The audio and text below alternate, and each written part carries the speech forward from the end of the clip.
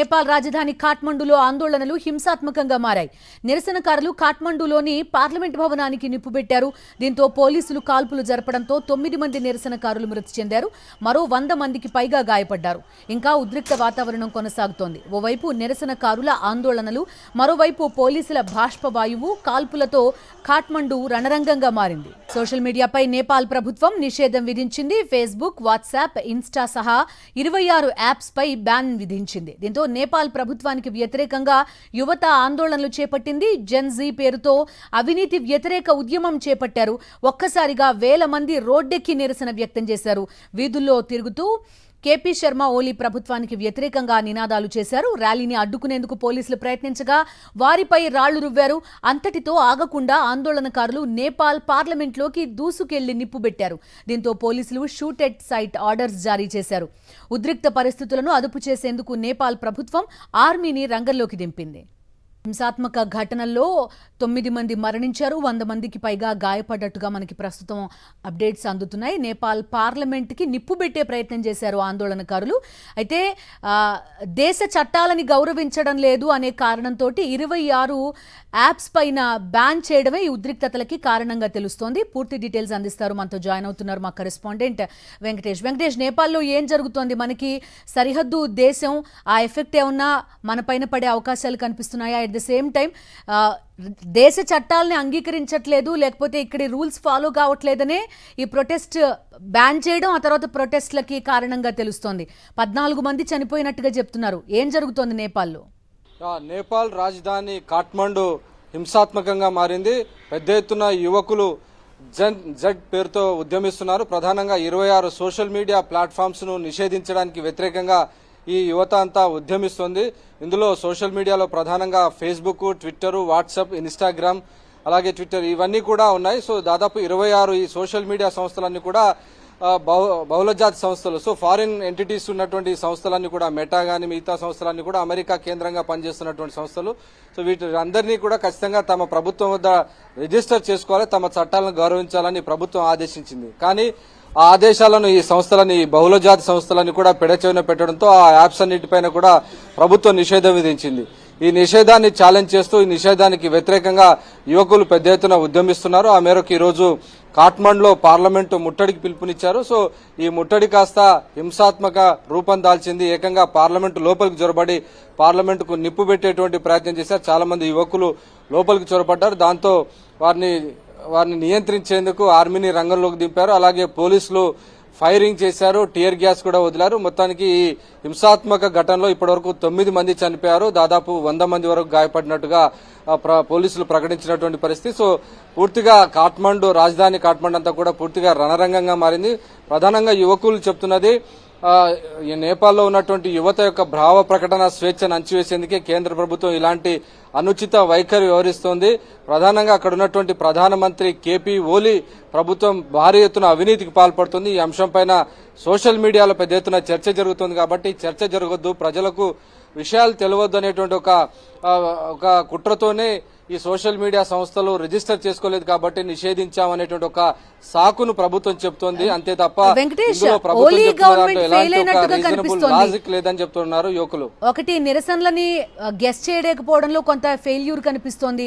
At the same time ఏకంగా parliament పైకి వస్తున్నా కూడా అరికట్టలేకపోవడం, సైన్యాన్ని రంగంలోకి దించలేకపోవడం, ఇవన్నీ ప్రభుత్వ ఫెయిల్యూర్స్ గా కనిపిస్తున్నాయి. ఇంకా ఇతర నగరాలకు కూడా ఈ నిరసనలు అనేవి పాకుతున్నట్టుగా కూడా కనిపిస్తోంది. ఖచ్చితంగా ప్రభుత్వ వైఫల్యం, అలాగే పోలీసుల వైఫల్యం మనకు స్పష్టంగా కనపడుతుంది. ఏకంగా పార్లమెంటు లోపలి వరకు కూడా చొచ్చుకొచ్చారంటే డెఫినెట్ గా పోలీసు యంత్రాంగ వైఫల్యం కనబడుతుంది. ఆ నేపథ్యంలోనే ఆర్మీని రంగంలోకి దింపారు ప్రధానమంత్రి. సో ఆర్మీ కూడా ఇప్పుడు డిప్లాయ్ చేశారు. నిజానికి సివిలియన్స్ అణచివేయడానికి ఆర్మీని ఉపయోగించారు. కానీ ప్రస్తుతం పరిస్థితులన్నీ కూడా చేతులు దాటేటువంటి పరిస్థితి నెలకొంది.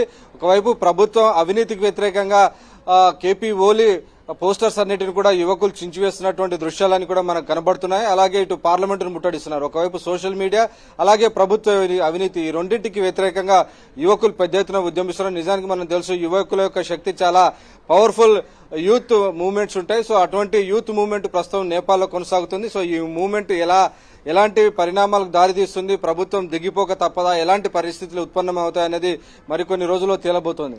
సో ఇండియా నేపాల్ రిలేషన్స్ మొదటి నుంచి కూడా మనకి కొంత సిస్టర్ కంట్రీ లాగా నేపాల్ వ్యవహరిస్తూ ఉన్న పరిస్థితి. ఇండియా సహాయం ఏమన్నా కోరిందా? కొంతకాలం పాటు మనం చూసాం ఎలాంటి విదేశాంగ విధానం ఉంది అని చెప్పి. సో నేపాల్కి ఇండియాకి ఉన్న రిలేషన్స్ నేపథ్యంలో ఈ ప్రొటెస్ట్ని మనం ఎట్లా చూడాల్సి ఉంటుంది?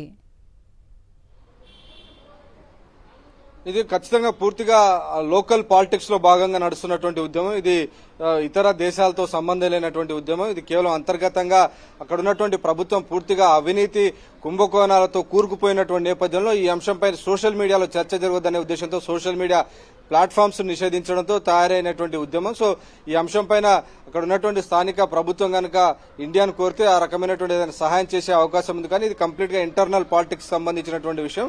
సో అంతర్గత వ్యవహారానికి సంబంధించినటువంటి విషయం. ఎక్స్టర్నల్ గా ఏదైనా ఉంటే నేపాల్ సంబంధించినటువంటి ఇతర ఆర్మీకి సంబంధించి కానీ బార్డర్ ఇష్యూస్ లో ప్రభుత్వం సహకరిస్తుంది తప్ప ఇంటర్నల్ పాలిటిక్స్ విషయంలో కేంద్ర ప్రభుత్వం జోక్యం చేసుకునేటువంటి అవకాశం లేదు. ప్రస్తుతానికైతే ప్రభుత్వం అక్కడ ఉన్నటువంటి ప్రభుత్వమే లోకల్ గా పోలీసును ఆర్మీని ఉపయోగించి ఈ అన్రెస్ట్ అంతా కూడా కంటైన్ చేసేటువంటి ప్రయత్నం కొనసాగిస్తోంది. రైట్. మొన్న ఆ మధ్య బంగ్లాదేశ్ లో మనం ఇలాంటి తరహానే ప్రొటెస్ట్లు వీటన్నింటిని చూసాం. ఇప్పుడు నేపాల్లో చూస్తున్నాం. కొంత ప్రజాస్వామ్యయుతంగా ఎన్నికైన ప్రభుత్వాలు అయినప్పటికీ కూడా ఒక స్థాయి దగ్గరకు వచ్చేసరికి తీవ్రమైన నిరసన ఎదుర్కొంటున్నారు. పర్టికులర్ గా ఈ వ్యక్తిగత భద్రత కానీ లేకపోతే ఫ్రీడమ్ ఆఫ్ ఎక్స్ప్రెషన్ కానీ ఇలాంటి అంశాల్లో